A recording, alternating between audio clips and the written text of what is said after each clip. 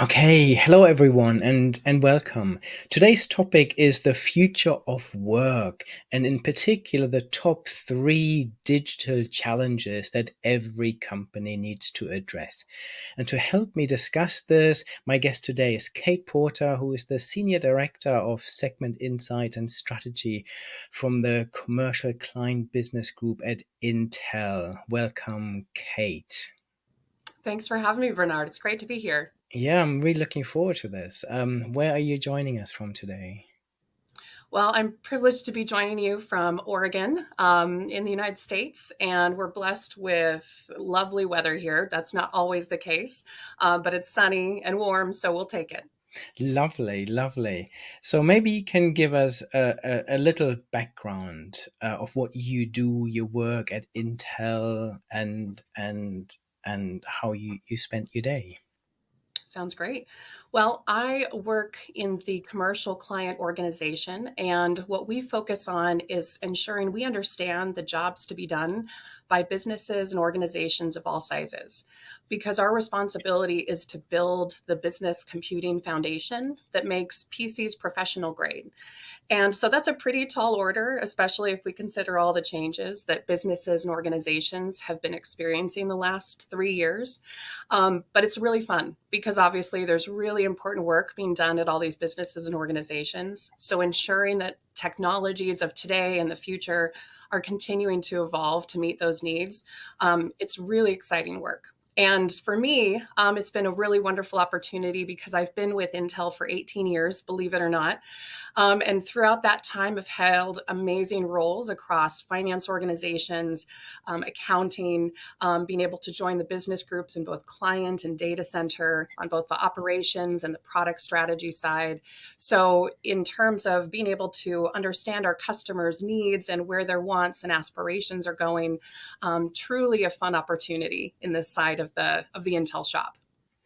Amazing. Yeah, so you're the perfect person to speak to about this because you interact with clients all the time. You understand their needs and their pain points. So, from your perspective, what do you see as the top digital challenges that every business needs to address, and why do these challenges matter? I think there's the current environment that our decision makers are facing, and those top trends, I think, that are truly affecting their daily operations and their immediate decisions continue to be some of the things that we've seen over the last year to 2 years.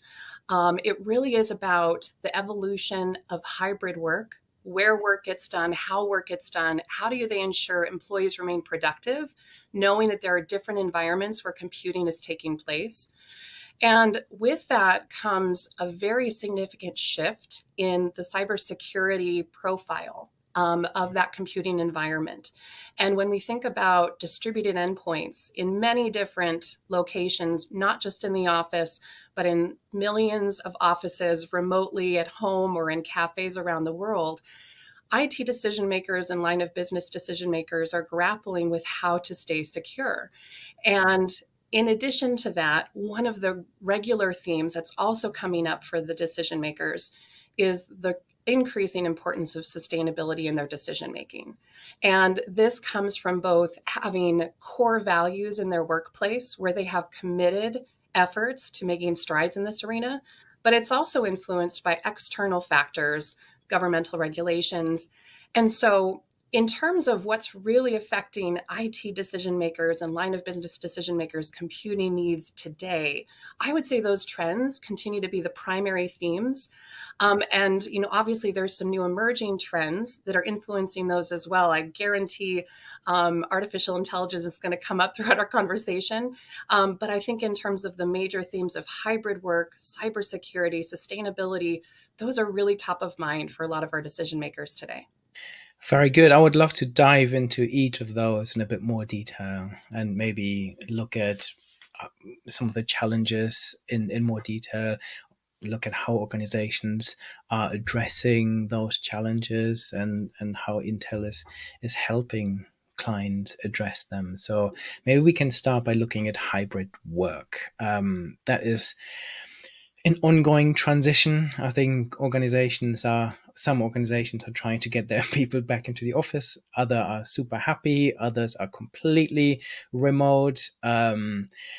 But all of this brings infrastructure challenges. It brings business challenges with it. So when it comes to having this hybrid work infrastructure, what are the big challenges that you see with your clients? So, one of the things that we recognized is that IT for a long time had forecasted the arrival of hybrid work and a flexible workplace, but it was always sometime way off in the future. And what we all learned in 2020 is that it sometimes just takes a large environmental event outside of your control to shift that from sometime in the future to seemingly overnight. And so what happened was many businesses were ready for that transition, rose to the occasion, and could enable their business to continue, their employees to stay productive, and they kept moving. The smaller organizations who had not modernized their infrastructure weren't as resilient, and many of them we know, weren't able to transform through that. So that experience really highlighted that sometimes things beyond our control are going to shift what changes need to happen in the enterprise environment. And so I think what's also interesting is, I've been talking about hybrid now for 3 years, right, out of necessity, because that is the way we work. So to see the environmental shifts happening over time is really very fascinating. Last year, obviously, there was a significant war for talent. And so the conversation around hybrid work continued to be, how do you retain and recruit top talent by ensuring that you have those flexible work policies that enable work from anywhere? And you see that through some of the economic changes that are happening, that tone may be softening a little bit, but it's not going away. And so, as much as some employers are intentionally shifting some of those work policies to shift more into the office, you still see a significant preference by employees to have those flexible work arrangements. And so I think what IT shops are recognizing, what line of business decision makers are acknowledging, is that it's not one or the other. It's not all remote. It's not all in the office. It has to be some blend of the two in order to ensure strong collaborative experiences are helping move the business forward, and to ensure that employees are still feeling like that need for flexibility is being met. And so to do that, they have had to make, as you mentioned, pretty significant changes in their infrastructure. When we think about the devices that employees first returned home with, many of them were not equipped with modern connectivity. Many of them were not equipped with the latest generation of operating system that could enable this kind of video conferencing that we're enjoying right now. And so a lot of businesses have looked at how do they, over time, migrate their employees to be able to take advantage of that modern endpoint, modern PC architecture, so that they have a better experience. A better experience if they're in the office and connecting with others who are outside the office, and a better experience if they're on the go and they're having to, do the remote connection in. And so I think, one of the things we recognize is it's never static. This pendulum is going to continue to swing, and there will be factors that are, pushing some businesses back into the office. And we're seeing how that's playing out right now. And there's other factors that will still pull for that flexible work environment that's really employee driven. So I think, what stood out to me particularly is that connectivity experience.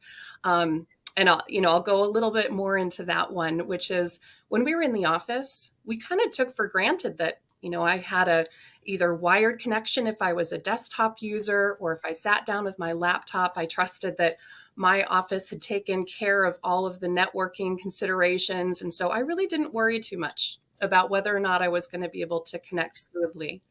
But as soon as employees moved to their homes, that variety of networking confidence really exploded. So you mentioned, having conversations with customers. One of the things we continue to hear as a key pain point is employees will call and say, I just can't have a solid connection with my video. I'm having a lot of drops. I can't multitask while I'm doing these activities. IT, how can I help?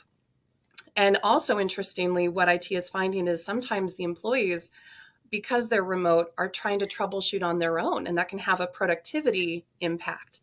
So, in terms of what Intel is doing in relation to that, we continue to invest in the latest generation wireless technology, right? It's built in to the foundation of our business computing platforms. So, Wi Fi 6E being just a critical addition that enables 6 times faster speeds than Wi Fi 5 at home, at office, and then nearly 3 times faster speeds at home. So having that latest generation wireless technology to really improve the speeds is one thing.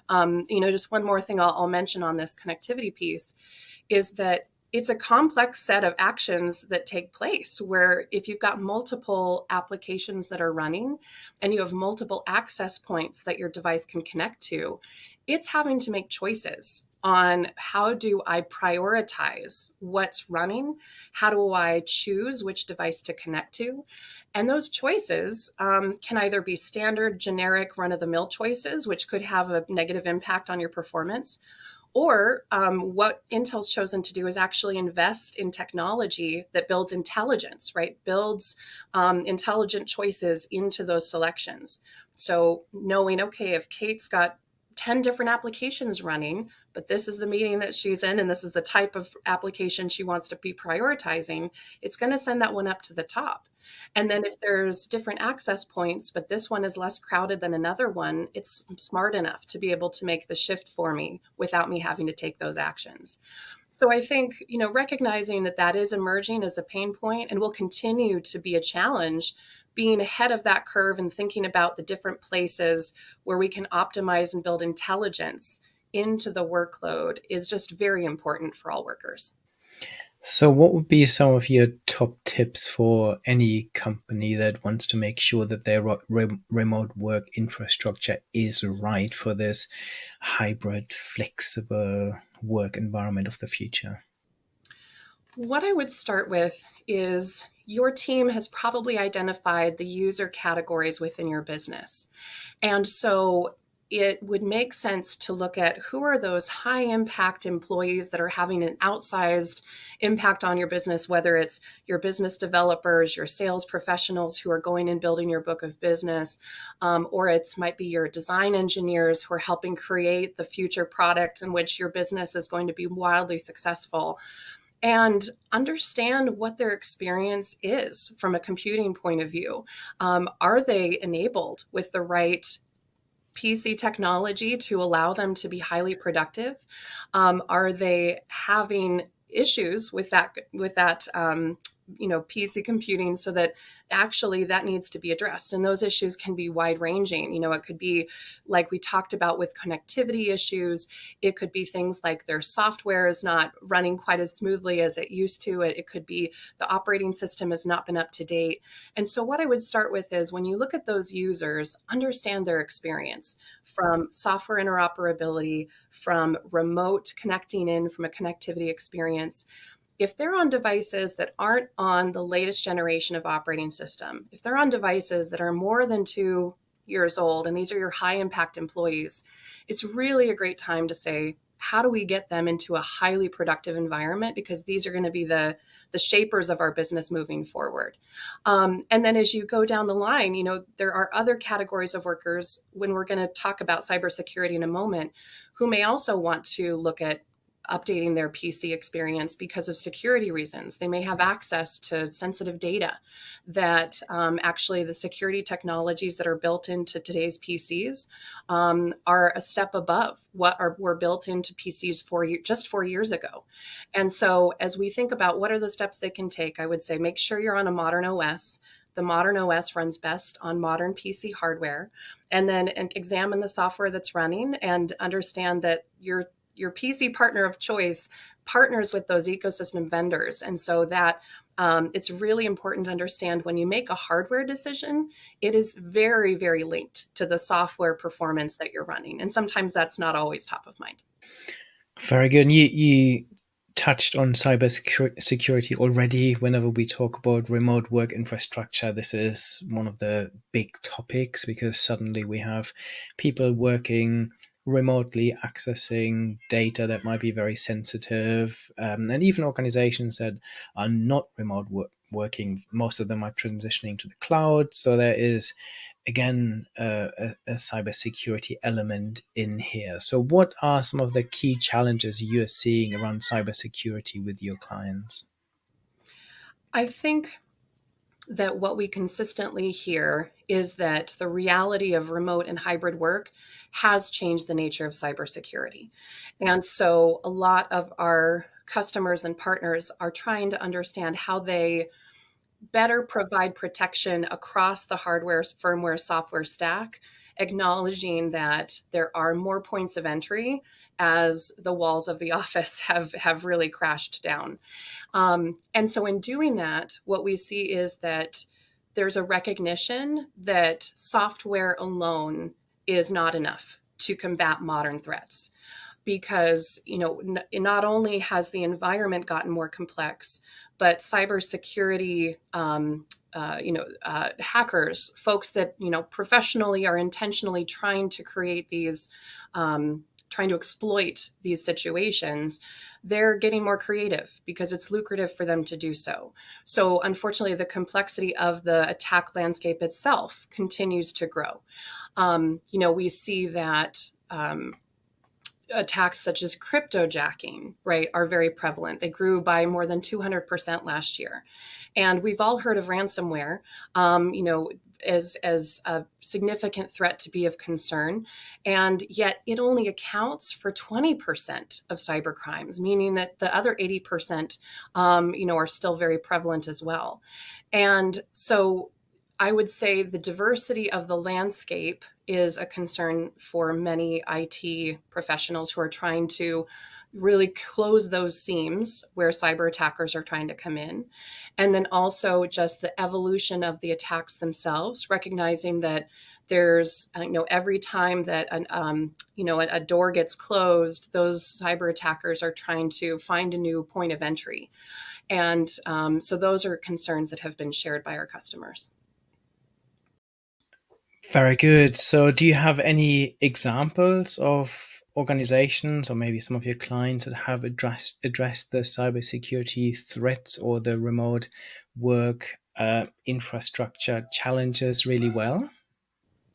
Well, while I can't share specific names, what I can say is those clients who feel more confident in their posture, the best practices that they have employed really are multifaceted. Certainly, we know that security software solutions are a tremendous asset in terms of helping defend against those modern attacks. But companies who are improving their posture have said that's just the start. So making sure my operating system is up to date, making sure my antivirus and endpoint detection software is up to date, that is just the starting point. But they're also recognizing that their hardware selection actually plays a role. So one of the things that Intel has done is partnered with security vendors in the ecosystem to say there is a way for us to use our hardware solutions, right? The capabilities built into our CPU to run your software better with different intelligence engines so that we can do more hardware-based scanning at a level that's actually below the software. And in doing so, there's a higher level of detection that can take place for some of these emerging threats.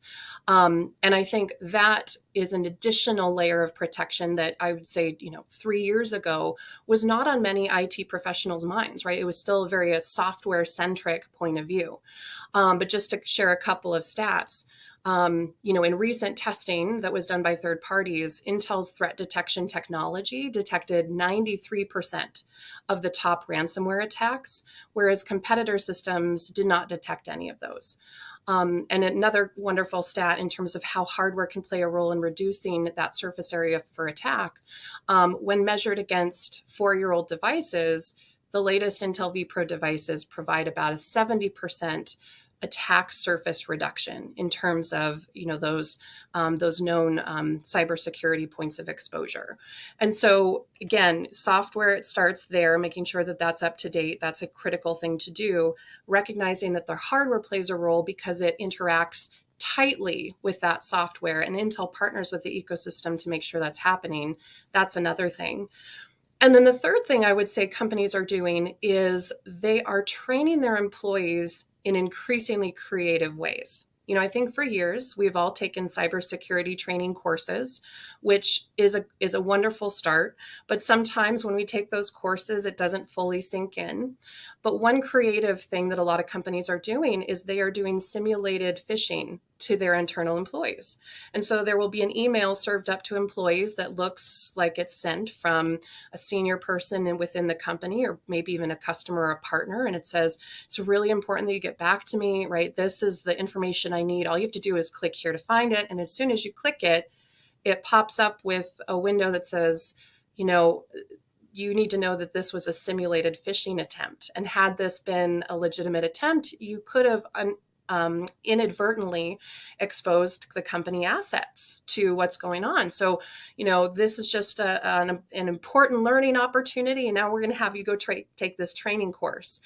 And again, back to those moments that are really, shaping that kind of experience, really sticks with an employee. It's not just a training course. It's this scare factor of, gosh, I almost did something that could have really exposed my company. So I think those three things are the best practices we're seeing our partners, our lead customers take in continuing to evolve their security posture. Latest gen operating system with up-to-date patches, making sure all software is up-to-date and patched, understanding that the hardware connection to that software matters. And especially, if you're on 12th gen or current Intel-based PCs, you're going to have a lot of those newest security features that's connected to that security software ecosystem. And then finally, very creative training that really sticks with employees so that they become a better line of defense, because we know that well-informed employees make better choices, and they really are the first and most important line of defense. Yeah, they're really, really good tips, and I completely endorse all of them. I think this is a perfect balance as well, because sometimes when you talk about cybersecurity, you only look at the technical side, or you only look at the skills and cultural side, but they really all have to come together, I think, to protect an organization. And especially in a world where generative AI is becoming increasingly powerful, creating pretty amazing phishing attacks that even the most astute people cannot even determine as fakes. I recently worked with a company, and as you said, they had one of those creative simulated phishing emails, and actually the CEO and finance director both clicked the link and put in their passwords. And so yeah, it's super important, and it's only going to become more important, especially with even bigger threats around quantum computing on the horizon as well. I fully agree. No, I'm glad that you raised that AI consideration, because I think one of the things that we're acknowledging is that AI is going to be an accelerant for every topic we're talking about here today. It is going to be an accelerant. And so in the cybersecurity arena, it's an asset to us in the technology building world, because now we can provide better intelligence and faster response rates, and we can do things like that. But that's important because cyber attackers are also using that to accelerate, how they're trying to get in. So I think it's just really important to recognize it's used on both sides. And so, ensuring that we're continuing to, partner with that broad, vast software ecosystem to stay ahead of a lot of those evolving threats is incredibly important. And then the last challenge, or the that you talked about, is sustainability. I believe that this is globally probably our biggest challenge. What do you hear from your clients? What are they struggling with? What do they want to address in terms of sustainability? Well, I think um, with sustainability, there's a significant recognition that it is not just about power efficiency, which a couple of years ago I think there was a thought that okay, it's mostly about power efficiency and mostly about materials choices that we're making to make sure that they are sustainably sustainable choices in the material selection. And what we're hearing from our customers is that it actually is a much wider consideration than just those two factors. And so thinking through the from our perspective, being a very large manufacturing company, everything from sand to conversion to silicon to landing in a system to that system being delivered out to retail shops to being picked up by customers to being deployed in their environment to being waterfalled to new employees to being retired at the end of life. It's everything from the manufacturing process of the materials vendors who are, subcomponent vendors, and that's transparent supply chain so that you have trust in, certainly the sustainability of that process, but also, the ethical manufacturing of that process. And then all the way through the materials choices at the system level and how much energy is used and water is consumed and all that resource use within the systems production. And then if we think about emissions in the logistics process, being able to have intelligent views on reducing the number of transition points and being able to get that system from point A to point B. So again, the importance of supply chain transparency and being able to monitor that. And then obviously having visibility on the use of the device throughout its life cycle allows it to be repaired in an intelligent way so that it isn't prematurely disposed, or if there's something that's repairable, there's visibility to that versus it being disposed of and then a new one being brought into that environment. So the telemetry engines that allow IT to take action and solution integrators to take proactive action, it's both a sustainability advantage, but it's also a user experience benefit because they're going to have a better productive environment. And then all the way to the end of life and retirement, ensuring that there's visibility in terms of the materials that were used and how they can be recycled and how they can go back into new environments in part of that in part of that cycle. So if that's really the broader conversation that I hear from a lot of company leaders is we are trying to grasp the larger picture because we know that some things might be easier to measure, but they don't have as big of an impact as the broader picture. And so I think what's exciting is that it's early days in terms of how we help them get insights into their fleet using telemetry so that they can get some of those measures and have better action taken on their entire computing fleet so that they have confidence in those sustainable choices they're making throughout the life of the device. But I think that's been the exciting expansion of how to think about sustainability is it's so multifaceted. It is really across the supply chain. And so that vendor selection matters throughout, right? It matters in our OEM partners that we are a sustainable partner for them to rely on because of the choices they're making for their companies. It matters for IT decision makers who choose their OEM partners, the sustainable practices that they're employing. So I would say that entire supply chain really weighs heavily on decision makers who are trying their best to make those very smart, sustainable, and ethical choices. Very good. So we've covered remote work, hybrid work, and the infrastructure requirements, cybersecurity as a big challenge for organizations, and sustainability. A few times you've mentioned AI, I've mentioned AI, so maybe we can add a bonus one in and get your perspective on AI and its role to shape and influence the future of work more generally. So I am definitely a glass half full kind of person. So the response you're going to get from me is one of optimism, but also and curiosity, but also some weighty caution. I'm very excited about a future with generative AI in the workplace because in the major technology transitions we've seen in the past, um, that disruption has led to new creative businesses, solutions, jobs, and careers that we could not have even imagined. And so, as I see the automation and intelligence that is democratizing work in certain arenas, I see the opportunity for higher level creative work and production, and also very importantly, security and authenticity assessments, being new careers that are going to emerge.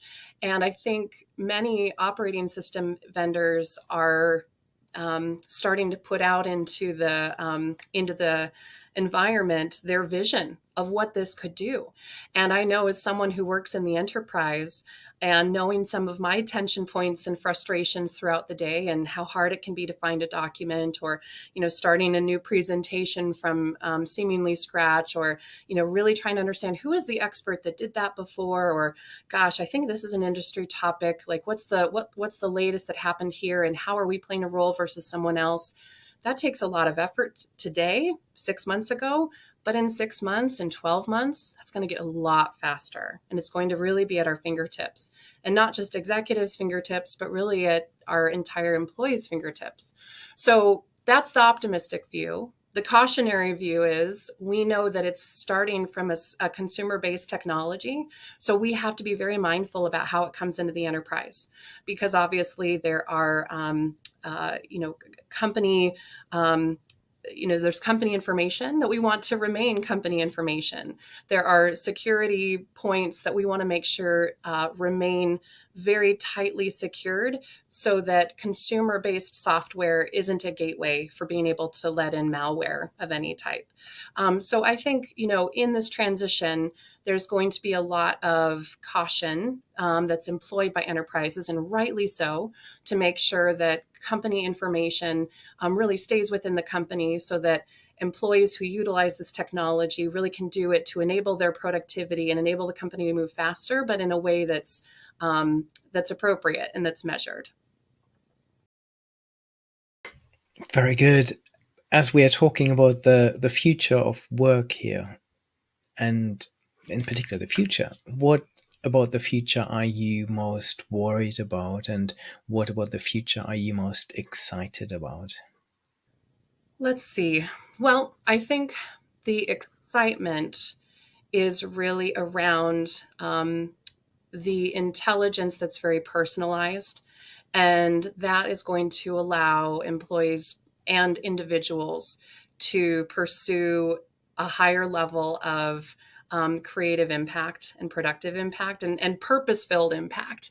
I think that's what's so exciting, is that a lot of the research I've been doing over the last couple of years with hybrid work is people want to feel purpose and belonging at work. And sometimes in those jobs, which it feels a little remedial, that's not going to happen. So in this new intelligent future, I'm excited because I think we see so much creativity coming from individuals that we didn't even know existed because of the existence of these tools. So that's what I'm excited about.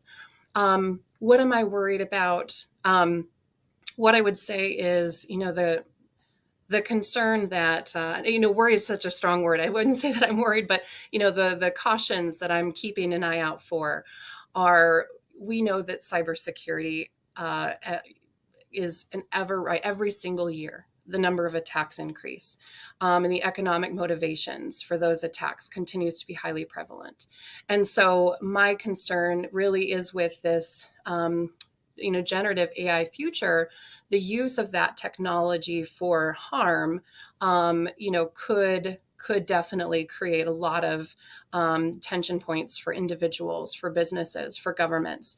And it's incredibly important for the entire industry to lean into those conversations and think about, those worst case scenarios so that the technology solutions, the regulatory environments, the policies that are put in place to guard against them is ready for that. Because, for every beautiful creative solution that's out there, there's someone that unfortunately could do that, on the other side as well. So I would say, the AI and the generative future of, that will be coming to our endpoints and enabling us to do amazing work is one of the more exciting times to be in this computing industry. And there's so much work to be done to make sure it goes well. Very good. That was so insightful. Thank you so much, Kate, and thank you for spending time with me. Thanks, Bernard. Um, and I completely agree that those challenges we discussed are so important for every single organization, and it's nice to hear that Intel is ready to help them. For anyone who ever wants to rewatch this or re-listen to this or similar conversations, simply head to my podcast or my YouTube channel. Thank you, Kate.